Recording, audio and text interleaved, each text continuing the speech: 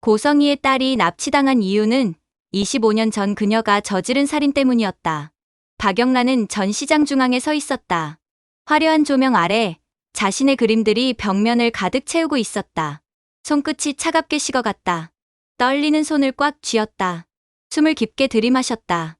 진정하려 애썼지만 심장은 미친 듯이 뛰었다. 첫 개인전이었다. 꿈에 그리던 순간이었다.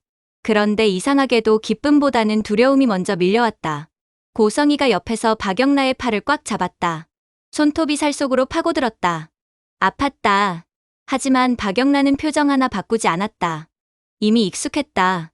고성희의 차갑고 낮은 목소리가 귓가에 속삭였다. 정신 똑바로 차려. 웃어. 지금부터가 진짜 시작이야. 박영란은 입꼬리를 올렸다. 연습한 대로 완벽한 미소를 지었다. 고성희가 만족스러운 표정으로 고개를 끄덕였다. 그제야 팔을 놓아줬다. 전시장은 사람들로 가득했다. VIP 손님들이었다. 박진석과 고성희의 인맥으로 초대된 이들이었다. 명품 옷을 입은 부유한 사람들, 와인잔을 들고 작품을 감상하는 척하는 사람들. 그들의 눈빛은 차갑고 계산적이었다. 박영란은 그 시선들을 느끼며 등에 식은땀이 흘렀다. 정말 놀라운 재능이네요. 이렇게 젊은 작가가 이런 작품을 그리다니. 앞으로가 더 기대되는데요. 칭찬이 쏟아졌다. 하지만 진심이 담기지 않은 말들이었다. 사교적인 덕담일 뿐이었다. 박영란은 그걸 알았다. 그래도 고개를 숙이며 감사하다고 답했다. 목소리가 떨렸다. 손이 계속 떨렸다. 주먹을 쥐었다 폈다를 반복했다. 드디어 작가 인터뷰 시간이 되었다. 기자들이 앞에 모여들었다. 카메라 플래시가 터졌다. 눈이 부셨다. 박영란은 준비된 의자에 앉았다. 등받이에 등을 기댔다. 무릎 위에 손을 가지런히 모았다. 손바닥에 땀이 가득 고였다. 첫 질문이 들어왔다. 첫 개인전을 열게 된 소감이 어떠신가요? 박영란은 고성희가 준비해준 답변을 떠올렸다. 어젯밤 수십 번 암기했던 문장들이었다. 입을 열었다. 목소리가 나왔다. 정말 영광스럽고 감사합니다. 이 자리에 서기까지 많은 분들의 도움이 있었고 말을 하면서도 머릿속은 하얗게 비어갔다. 다음 문장이 생각나지 않았다. 잠깐의 침묵이 흘렀다. 길게 느껴졌다. 고성희의 날카로운 시선이 느껴졌다. 등줄기에 식은땀이 흘렀다. 특히 어머니께서 많은 응원을 해주셔서 여기까지 올 수 있었습니다. 가까스로 문장을 이었다. 기자들이 고개를 끄덕였다. 다음 질문이 이어졌다. 박영란은 준비된 답변들을 하나씩 꺼내 말했다. 로봇처럼 기계적으로 답했다. 미소를 유지했다. 시선을 피하지 않았다. 고성희가 가르쳐준 대로 행동했다. 그때였다. 기자들 사이에서 이상한 시선이 느껴졌다. 누군가 박영란을 뚫어져라 쳐다보고 있었다. 단순한 호기심이 아니었다. 기대나 관심도 아니었다. 그 눈빛은 너무나 강렬했다. 집요했다. 섬뜩했다. 박영란은 시선의 주인을 찾으려 눈을 움직였다. 기자들 사이를 훑었다. 그리고 그를 발견했다. 평범한 옷차림의 남자였다. 하지만 눈빛은 전혀 평범하지 않았다. 먹잇감을 노리는 맹수의 눈이었다. 차갑고 날카로웠다. 증오가 가득했다. 박영란은 그 눈과 마주쳤다. 순간 숨이 멎었다. 온몸이 얼어붙었다. 심장이 멈춘 것 같았다. 머릿속이 하얗게 지워졌다.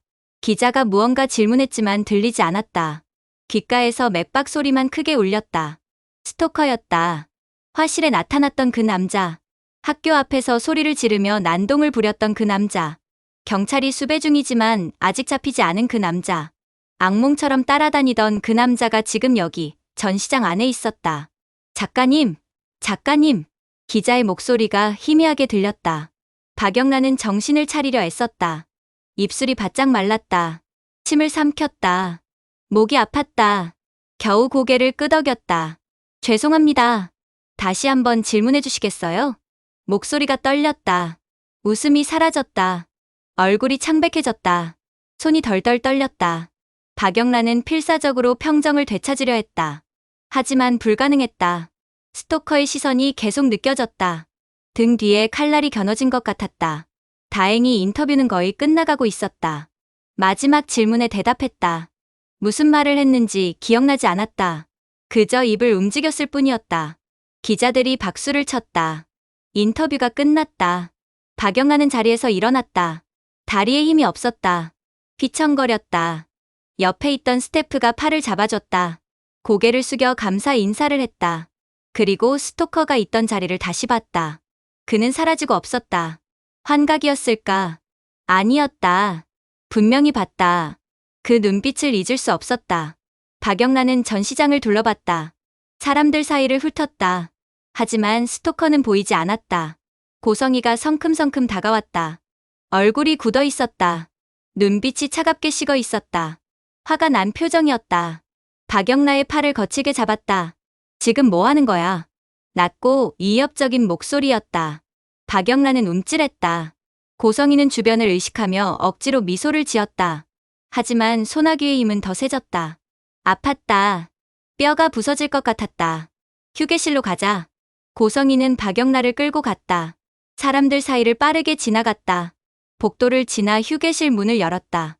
박영란을 안으로 밀어 넣었다. 문을 쾅 닫았다. 그리고 돌아섰다. 대체 무슨 짓을 한 거야? 고성이가 소리쳤다. 박영란은 뒤로 물러섰다. 벽에 등이 닿았다. 더 이상 물러날 곳이 없었다.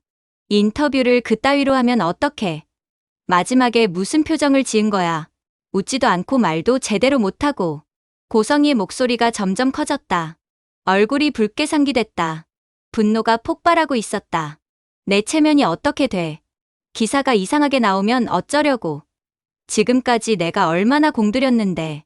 박영란은 고개를 숙였다. 눈물이 핑 돌았다. 목이 메었다. 죄송해요. 가까스로 말했다. 목소리가 떨렸다. 죄송하다고? 지금 죄송하다는 말이 나와? 너 지금 정신이 있는 거야 없는 거야? 고성이는 박영란의 어깨를 흔들었다. 머리가 앞뒤로 흔들렸다. 어지러웠다. 이제 다 끝난 줄 알아? 천만에. 이제 시작이야.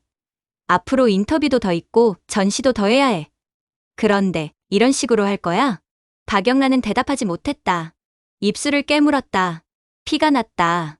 철맛이 입안에 퍼졌다. 정신 똑바로 차려. 너 하나 때문에 다 망칠 순 없어. 고성이의 손톱이 박영란의 어깨에 파고들었다. 아팠다. 비명을 참았다. 눈물이 흘렀다. 그런데요. 엄마. 박영란가 떨리는 목소리로 말했다. 고성이가 눈을 부라렸다. 왜? 더 할 말이 남았어?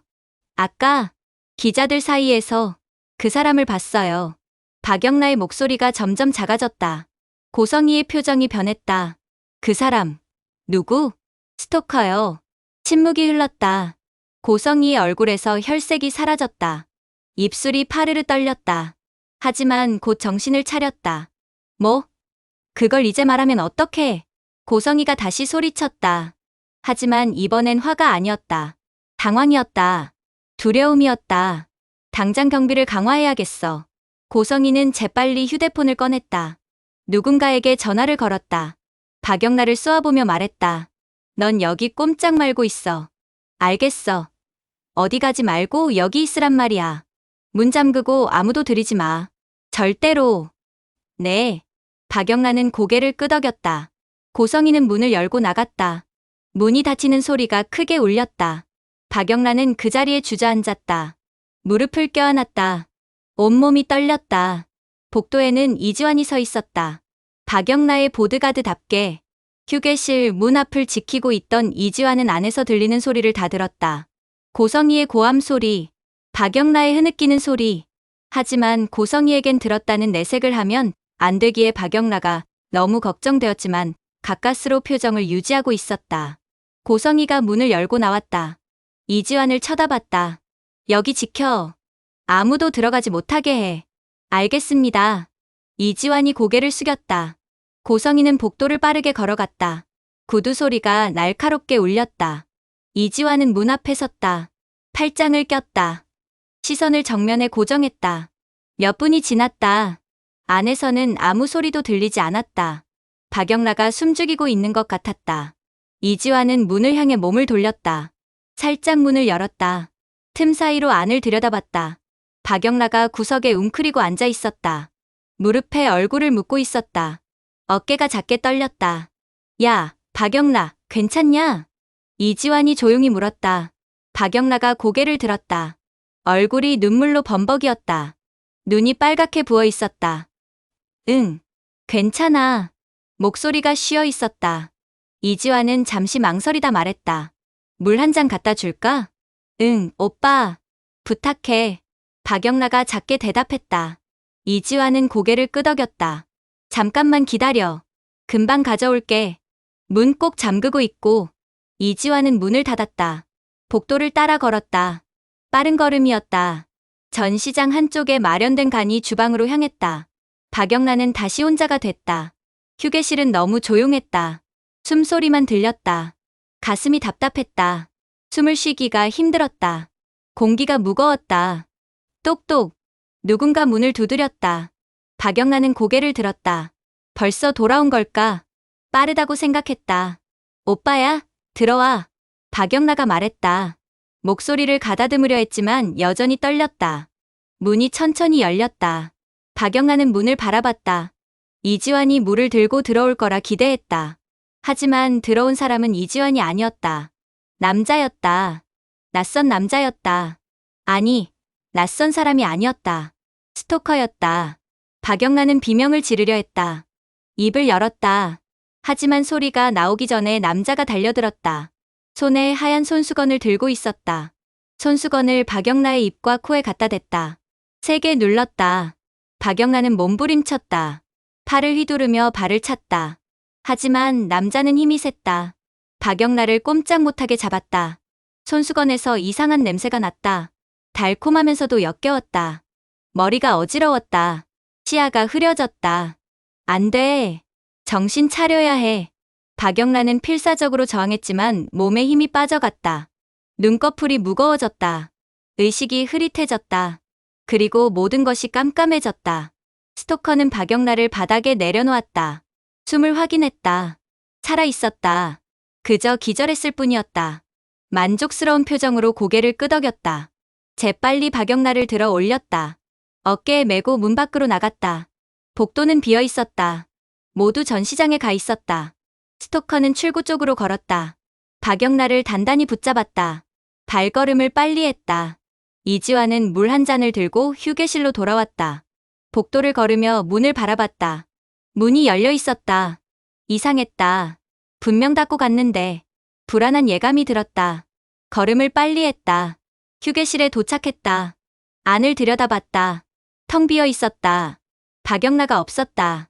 영라야, 박영라. 어딨어? 이지환이 안으로 들어가며 불렀다.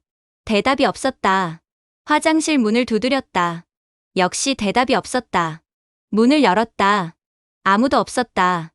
이지환의 표정이 굳었다. 즉시 복도로 나왔다. 주변을 살폈다. 사람들이 오가고 있었다. 하지만 박영란은 보이지 않았다. 그때 저 멀리 출구 쪽에서 이상한 움직임이 보였다. 누군가 큰 짐을 들고 급하게 움직이고 있었다. 이지환은 눈을 가늘게 뜨고 자세히 봤다. 남자였다. 어깨에 무언가를 메고 있었다. 사람이었다. 박영라였다. 거기 멈춰. 이지환이 소리쳤다. 전시장에 있던 사람들이 돌아봤다. 스토커도 뒤를 돌아봤다. 이지환과 눈이 마주쳤다. 그리고 더 빨리 움직이기 시작했다. 이지환은 달렸다. 사람들 사이를 비집고 지나갔다. 하지만 전시장은 붐볐다. 쉽게 움직일 수 없었다. 비켜주세요. 비켜주세요. 이지환이 소리쳤다. 사람들이 놀라 옆으로 비켰다. 하지만 이미 스토커는 출구에 거의 다다랐다. 스토커는 박영라를 단단히 붙잡고 밖으로 나갔다. 주차장으로 뛰었다. 자신의 차로 향했다. 낡은 트럭이었다. 급하게 문을 열고 박영라를 안에 던져 넣었다. 문을 닫았다. 운전석으로 달려갔다. 이지환이 주차장으로 나왔다. 스토커의 차를 발견했지만 이미 시동을 걸어 출발한 뒤였다. 멈춰.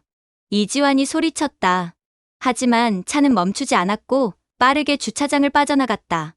이지환은 자신의 차로 달려갔다. 온몸에 땀이 나고 손이 덜덜 떨렸지만 최대한 침착함을 유지하려고 노력했다. 차 문이 부서질 듯 세게 닫고 박영라를 쫓았다. 한편 고성이는 전시장에서 경비팀장과 이야기하고 있었다. 표정이 심각했다. 입구와 출구에 사람을 더 배치해주세요. 그리고 CCTV도 다시 한번 확인하고요. 알겠습니다. 경비팀장이 고개를 숙였다.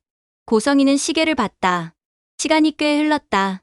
박영란을 확인해야겠다고 생각했다. 휴게실로 향했다. 복도를 걸었다.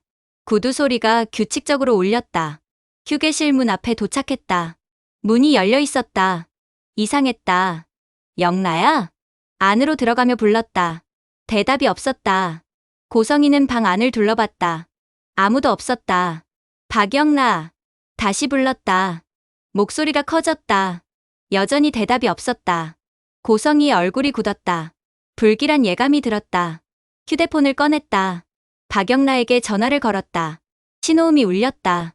1번, 2번, 3번. 연결됐다. 여보세요? 고성이가 급하게 말했다. 박영라가 대답할 틈도 없이 말을 이어나갔다. 너 지금 어디 있어? 고성이가 소리쳤다. 목소리가 떨렸다. 내가 꼼짝 말고 앉아 있으라고 했지. 대체 무슨 짓을 한 거야? 숨이 가빠졌다. 심장이 빠르게 뛰었다. 넌 항상 이래. 말을 안 들어. 내 말을 들었으면 이런 일이 없었을 텐데. 말을 쏟아냈다. 하지만 박영란은 대답하지 않았다. 침묵만 흘렀다. 그리고 낮고 차가운 남자 목소리가 들렸다. 고성희 씨 되시나요? 고성희는 숨이 멎었다. 온몸이 굳었다. 입술이 바짝 말랐다. 누구세요? 우리 영라 지금 어디 있어요? 목소리가 떨렸다. 간신히 말을 이었다. 우리 영라? 남자가 비웃듯 말했다. 고성희 씨가 그렇게 말하니 조금 웃기네요. 방금까지 박영라 씨에게 화만 내시던 분이. 고성희는 입술을 깨물었다. 피가 났다. 정신을 차리려 애썼다. 침착해야 했다. 지금은 감정적으로 굴 때가 아니었다. 원하는 게 뭐예요? 차갑게 말했다. 목소리를 가라앉혔다. 역시 이래서 돈밖에 모르는 사람이랑은 말이 잘 통해요. 남자가 말했다. 비꼬는 투였다. 잘 들어요. 당신만 와요. 반드시 당신만 와야 해요. 경찰도 남편도 다 떼어놓고. 혼자. 알겠어요? 어디로? A물류 창고로 오세요. 지금 당장. 전화가 끊어졌다. 뚜 하는 소리만 들렸다. 고성이는 휴대폰을 귀에서 떼었다. 손이 떨렸다. 휴대폰을 떨어뜨릴 뻔했다. 간신히 붙잡았다. A물류 창고. 그 이름을 듣는 순간 고성이의 얼굴에서 핏기가 싹 사라졌다. 입술이 파르르 떨렸다. 무릎에 힘이 풀렸다. 벽에 손을 짚었다. 가까스로 몸을 지탱했다. A물류 창고는 25년 전 고성이의 전 남편이 일하던 곳이었다. 뺑소니 사고로 죽은 전 남편. 다시는 떠올리고 싶지 않았던 그 남편. 철저히 지우려 했던 과거. 왜 하필 거기를. 고성이의 머릿속이 복잡해졌다. 생각들이 뒤섞였다. 과거의 기억들이 떠올랐다. 지우려 애썼던 장면들이 하나씩 살아났다. 스토커는 전 남편과 관련이 있는 걸까? 우연일까? 아니면... 고성이는 고개를 저었다. 지금은 그런 걸 생각할 때가 아니었다. 박영라를 구해야 했다. 딸을 구해야 했다. 고성이는 휴대폰을 주머니에 넣었다. 전시장을 빠르게 빠져나갔다. 사람들의 시선 따위 신경 쓰지 않았다. 주차장으로 향했다. 차 열쇠를 꺼냈다. 손이 떨려 제대로 잡히지 않았다. 몇 번 시도 끝에 문을 열었다. 운전석에 앉았다. 시동을 걸었다. A물류 창고. 25년 만에 다시 가야 하는 곳. 고성이는 핸들을 꽉 잡았다. 손가락 마디가 하얗게 변했다. 악셀을 밟았다. 차가 빠르게 주차장을 빠져나갔다. 머릿속이 복잡했다. 과거가 자꾸만 떠올랐다. 지우려고 애썼던 기억들. 묻어버리려 했던 진실들. 이제 와서 다시 마주해야 하는 현실. 왜 하필 A물류 창고인가? 왜 하필 그곳을? 고성이는 입술을 깨물었다. 피맛이 입안에 퍼졌다. 눈을 질끈 감았다가 떴다. 집중해야 했다. 지금은 운전에만 신경 써야 했다. 하지만 불안이 계속 밀려왔다. 두려움이 엄습했다. 과거가 돌아온 것 같았다. 철저히 감춰뒀던 비밀이 드러날 것 같았다. 고성이는 고개를 저었다. 아니야. 아무것도 들키지 않았어. 완벽하게 처리했어. 증거는 없어. 아무도 모를 거야. 하지만 마음 한구석에서 목소리가 속삭였다. 정말 그럴까? 정말 아무도 모를까? 이지환은 스토커의 차를 쫓았다. 거리를 좁혔다. 하지만 스토커도 만만치 않았다. 빠르게 도로를 질주했다. 차선을 바꿨다. 신호를 무시했다. 이지환도 속도를 높였다. 빨간 신호를 통과했다. 경적 소리가 사방에서 울렸다. 신경 쓰지 않았다. 오직 앞에 차만 봤다. 갈림길이 나타났다. 스토커의 차가 왼쪽으로 꺾었다. 이지환도 따라 꺾었다. 타이어가 끼익 소리를 냈다. 차체가 기울었다. 핸들을 꽉 잡았다. 하지만 그 순간 큰 트럭이 갑자기 끼어들었다. 시야를 가렸다. 이지환은 급브레이크를 밟았다. 차가 미끄러졌다. 간신히 멈췄다. 트럭이 지나갔다. 앞을 봤다. 스토커의 차는 이미 사라지고 없었다. 제기랄. 이지환이 핸들을 쳤다. 주먹이 아팠다. 하지만 분노가 더 컸다. 박영란을 놓쳤다. 잠시 고민했다. 어디로 갔을까? 어디로 데려갔을까? 그때 휴대폰이 울렸다. 고성이었다. 지금 어디야? 차가운 목소리였다. 죄송합니다. 놓쳤습니다. 이지환이 대답했다. 고성이는 한숨을 쉬었다. A물류 창고로 와. 지금 당장. 알겠습니다. 전화가 끊어졌다. 이지환은 내비게이션에 목적지를 입력했다. A물류 창고. 차를 출발시켰다. 스토커는 A물류 창고에 도착했다. 오래된 건물이었다. 페인트가 벗겨져 있었다. 녹슨 철문이 삐걱거렸다. 주변은 황량했다. 사람이 없었다. 박영란은 여전히 기절해 있었다. 스토커는 박영란을 들어 올렸다. 창고 안으로 들어갔다. 안은 더 황폐했다. 먼지가 가득했다. 거미줄이 곳곳에 쳐져 있었다. 낡은 상자들이 쌓여 있었다. 스토커는 미리 준비해둔 의자로 갔다. 박영란을 앉혔다. 밧줄을 꺼내 손목을 묶었다. 발목도 묶고 몸통을 의자에 단단히 고정했다. 그리고 주머니에서 병을 꺼냈다. 뚜껑을 열었다. 투명한 액체가 들어있었다. 휘발유였다. 창고 바닥에 뿌리기 시작했다. 박영란 주변에 원을 그리듯 뿌렸다. 냄새가 코를 찔렀다. 역겨웠다. 하지만 만족스러웠다. 병이 비었다. 스토커는 병을 던졌다. 바닥에 굴러갔다. 그때 박영란가 신음했다. 고개가 움직였다. 눈꺼풀이 떨렸다. 깨어나고 있었다. 박영란은 천천히 눈을 떴다. 시야가 흐릿했다. 머리가 아팠다. 어지러웠다. 몸을 움직이려 했지만 움직여지지 않았다. 정신이 들었다. 주변을 보니 처음 와보는 낯선 곳이었다. 어둡고 황량한 창고. 그리고 앞에 서 있는 남자. 스토커였다. 깼네요. 스토커가 말했다. 차가운 목소리였다. 박영란은 숨이 막혔다. 소리를 지르려 했다. 입이 떨어지지 않았다. 목구멍이 메말랐다. 무서워 마요. 금방 끝날 테니까. 스토커가 웃었다. 섬뜩한 미소였다.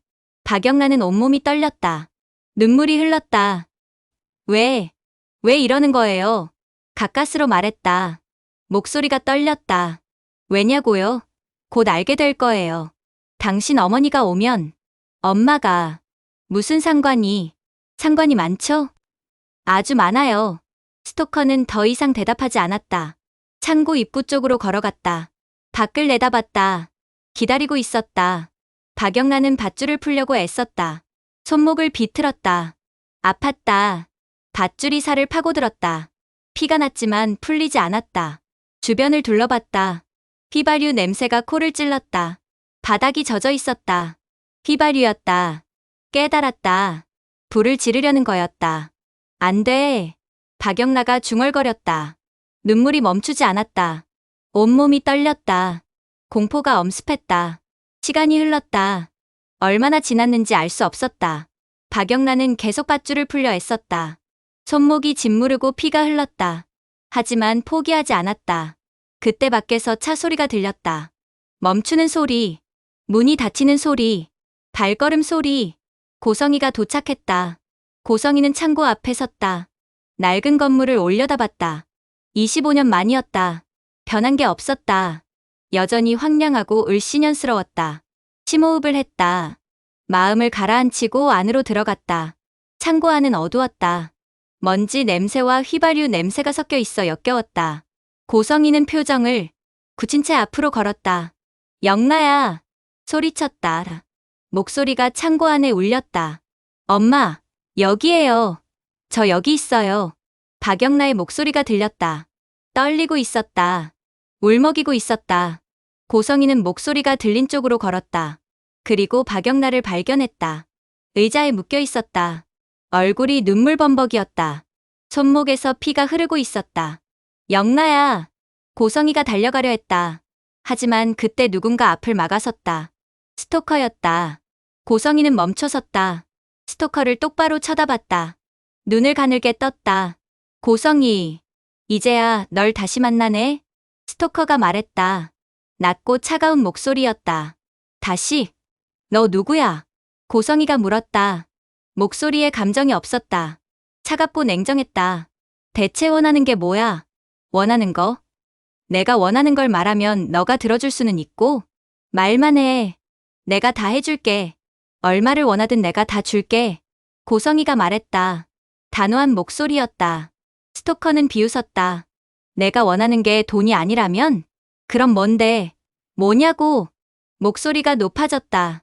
참고 있던 불안이 터져 나왔다. 우리 형. 스토커가 소리쳤다. 목소리가 떨렸다. 분노가 가득했다. 이제 우리 형 같은 건 생각도 안 나나 봐. 내가 25년 전에 죽여버린 내 형. 내 형을 살려내. 이 괴물아. 고성이는 숨이 멎었다. 온몸이 얼어붙었다. 과거가 눈앞에 펼쳐졌다. 지우려 애썼던 기억이 선명하게 떠올랐다. 당신. 설마. 그래. 내가 죽인 착한 우리 형. 그렇게 가버리면 안 됐는데. 내가 바로 그 동생이야. 스토커의 목소리가 점점 커졌다. 얼굴이 붉어졌다. 눈에 눈물이 고였다. 내가 신분 세탁하고 꽁꽁 숨어 살면 내가 못 찾아낼 줄 알았어. 25년이 걸렸어. 25년 동안 너를 찾았어. 그리고 드디어 찾았지. 고성이는 침착함을 되찾았다. 감정을 지웠다. 차갑게 식었다. 눈빛이 날카로워졌다. 그래서 뭐? 냉담하게 말했다. 스토커는 당황했다. 예상치 못한 반응이었다. 뭐라고? 내 형은 이미 죽었어. 이제 와서 내가 뭘 어쩔 건데? 고성이의 목소리는 평온했다. 감정이 없었다. 마치 날씨 이야기를 하듯 담담했다. 내 형이 죽은 게 내 탓이야. 지가 운이 더럽게 없어서 죽은 걸 이제 와서 나한테 뭐 어쩌라고 이러는 거지? 이 악마 같은 년. 스토커는 말을 잇지 못했다. 충격에 휩싸였다. 어떻게 저렇게 태어날 수 있지? 어떻게 저렇게 냉정할 수 있지? 내가 모를 줄 알아? 우리 형 내가 죽인 거잖아. 스토커가 소리쳤다. 목소리가 갈라졌다. 내가 우리 형이 죽기 몇 달 전에 생명보험 들어놨더라? 보험금 수령인을 너로 해놨고 그게 뭐 어쨌다고. 고성이가 차갑게 대꾸했다.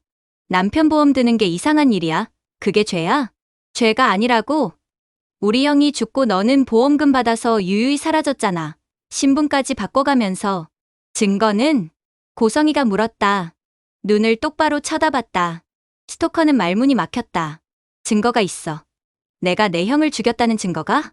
침묵이 흘렀다. 스토커는 대답하지 못했다. 증거는 없었다. 추측만 있을 뿐이었다. 뺑소니 사고였어. 경찰도 그렇게 결론 내렸어. 내가 뭘 어떻게 했다는 거야? 고성이의 목소리는 여전히 차갑고 평온했다. 스토커는 분노로 몸을 떨었다. 거짓말. 다 알아. 내가 뭔가 했다는 거. 알긴 뭘 알아. 너는 아무것도 몰라. 고성이가 비웃었다. 그 순간 스토커의 이성이 끊어졌다. 닥쳐. 닥치라고. 주머니에서 라이터를 꺼냈다. 손이 떨렸다. 고성이를 쏘아봤다. 내가 그렇게 나오면 나도 할 수 있어. 내 딸도 같이 죽는 거야. 그걸 원해? 고성이는 박영나를 쳐다봤다. 박영나는 눈물을 흘리며 엄마를 바라봤다. 살려달라는 눈빛이었다. 간절한 눈빛이었다. 고성이는 다시 스토커를 봤다. 그리고 입을 열었다. 마음대로 해. 박영나의 눈이 커졌다. 믿을 수 없다는 표정이었다. 엄마! 떨리는 목소리로 불렀다. 고성이는 쳐다보지도 않았다. 그깟 딸 하나 죽는다고 내가 어떻게 될 것 같아? 차갑게 말했다. 박영나는 숨이 막혔다. 눈물이 쏟아졌다. 딸이야 뭐. 어디서 어떻게든 다시 구할 수 있어. 그런데 너는, 내 형은 다시 돌아올 수 있어? 이래서 근본도 없는 찌질한 것들이랑 상대해주면 안 되는 건데. 고성이는 뒤를 돌았다. 출구를 향해 걸었다. 구두 소리가 창고 안에 울렸다. 엄마, 엄마. 박영라가 울부짖었다. 목이 쉬도록 소리쳤다. 가지마, 제발. 엄마. 하지만 고성이는 멈추지 않았다. 계속 걸었다. 뒤를 돌아보지 않았다. 스토커는 그 모습을 보며 분노가 치밀었다. 온몸이 떨렸다. 라이터를 꽉 쥐었다. 좋아. 내가 원하는 대로 해주지. 라이터의 뚜껑을 열었다. 엄지손가락을 위에 올렸다. 내 딸이 죽는 걸 보면서 평생 후회하며 살아. 귀를 돌렸다. 불꽃이 일었다. 작은 불꽃이었다. 하지만 충분했다. 라이터를 바닥에 던졌다. 휘발유에 불이 붙었다. 순식간이었다. 불길이 퍼져나갔다. 바닥을 따라 빠르게 번졌다. 박영라 주변을 감쌌다. 안 돼. 박영라가 비명을 질렀다. 열기가 느껴졌다. 뜨거웠다. 공포에 휩싸였다. 불길은 점점 커졌다. 천장으로 치솟았다. 연기가 가득 찼다. 검은 연기였다. 숨을 쉬기 힘들었다. 기침이 나왔다. 고성이는 출구에 거의 다다랐다. 하지만 갑자기 불길이 앞을 막았다. 휘발유가 출구까지 뿌려져 있었던 것이다. 뭐야? 고성이는 당황했다. 뒤를 돌아봤다. 불길이 사방에서 타오르고 있었다. 연기가 시야를 가렸다. 출구가 보이지 않았다. 도와줘. 누구 없어? 소리쳤다. 하지만 아무도 대답하지 않았다. 기침이 나왔다. 연기가 폐로 들어왔다. 숨이 막혔다. 박영란은 계속 비명을 질렀다. 살려줘. 누가 좀 살려줘. 목이 쉬었다. 눈물이 멈추지 않았다. 열기가 점점 가까워졌다. 불길이 의자 가까이 다가왔다. 스토커는 연기 속에서 사라졌다. 어디로 갔는지 보이지 않았다. 웃음소리만 들렸다. 미친 듯한 웃음소리였다. 밖에서 이지환이 도착했다. 차에서 내리자마자 연기를 봤다. 창고에서 검은 연기가 솟아오르고 있었다. 영라야! 소리치며 달렸다. 창고 입구로 향했다. 하지만 불길이 출구를 막고 있었다. 들어갈 수 없었다. 안에서 비명이 들렸다. 박영라의 목소리였다. 고성이의 목소리도 들렸다. 살려달라는 외침이었다. 이지환은 주변을 둘러봤다. 뭔가 필요했다. 소화기, 물, 뭐든. 하지만 아무것도 없었다. 황량한 창고 주변에는 아무것도 없었다. 재킷을 벗었다. 얼굴에 감쌌다. 심호흡을 했다. 그리고 불길을 향해 돌진했다. 열기가 엄습했다. 뜨거웠다. 피부가 타는 것 같았다. 하지만 멈추지 않았다. 앞으로 나아갔다. 창고 안으로 들어갔다. 연기가 가득했다. 앞이 보이지 않았다. 손을 뻗어 더듬었다. 영라야, 박영라. 어디 있어? 소리쳤다. 기침이 나왔다. 목이 아팠다. 여기. 오빠. 나. 여기. 희미한 목소리가 들렸다. 그쪽으로 갔다. 손을 뻗었다. 무언가 만져졌다. 의자였다. 박영라를 찾았다. 밧줄을 풀기 시작했다. 손이 떨렸다. 매듭이 단단했다. 쉽게 풀리지 않았다. 괜찮아. 금방 풀어줄게. 이지환이 말했다. 침착한 목소리였다. 하지만 내심 조급했다. 불길이 점점 가까워지고 있었다. 드디어 밧줄이 풀렸다. 박영라를 일으켰다. 팔을 감쌌다. 걸을 수 있게요? 응. 박영라가 대답했다. 목소리가 약했다. 기운이 없었다. 이지환은 박영라를 부축했다. 출구를 향했다. 하지만 불길이 더 커져 있었다. 길이 막혀 있었다. 다른 길을 찾아야 했다. 주변을 살폈다. 연기 때문에 잘 보이지 않았다. 그때 희미하게 창문이 보였다. 작은 창문이었다. 하지만 나갈 수 있을 것 같았다. 창문으로 향했다. 박영라를 이끌었다. 창문 앞에 도착했다. 유리를 깼다. 주먹으로 쳤다. 유리가 깨졌다. 손에서 피가 났다. 신경 쓰지 않았다. 나가자. 박영라를 먼저 밀어냈다. 박영라는 창문을 통해 밖으로 나갔다. 이지환도 뒤따라 나갔다. 밖으로 나오자 신선한 공기가 폐로 들어왔다. 기침을 했다. 박영라도 기침을 했다.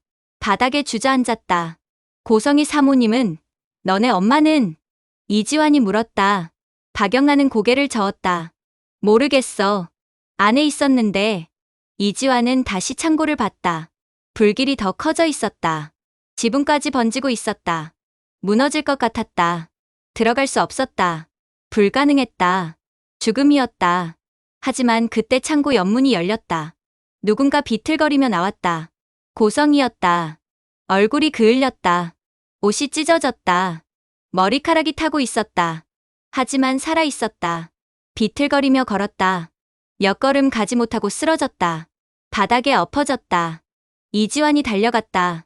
고성이를 들어 올렸다. 창고에서 멀리 떨어뜨렸다. 그 순간 창고가 무너졌다. 쿵 하는 굉음과 함께 지붕이 내려앉았다. 불길이 더 크게 치솟았다. 불똥이 사방으로 튀었다. 이지환은 고성이와 박영라를 감쌌다. 몸으로 막았다. 불똥이 등에 떨어졌다. 뜨거웠다. 하지만 참았다. 불길이 잠잠해졌다. 이지환은 두 사람을 확인했다. 숨을 쉬고 있었다. 살아 있었다. 멀리서 사이렌 소리가 들렸다. 소방차였다. 구급차였다.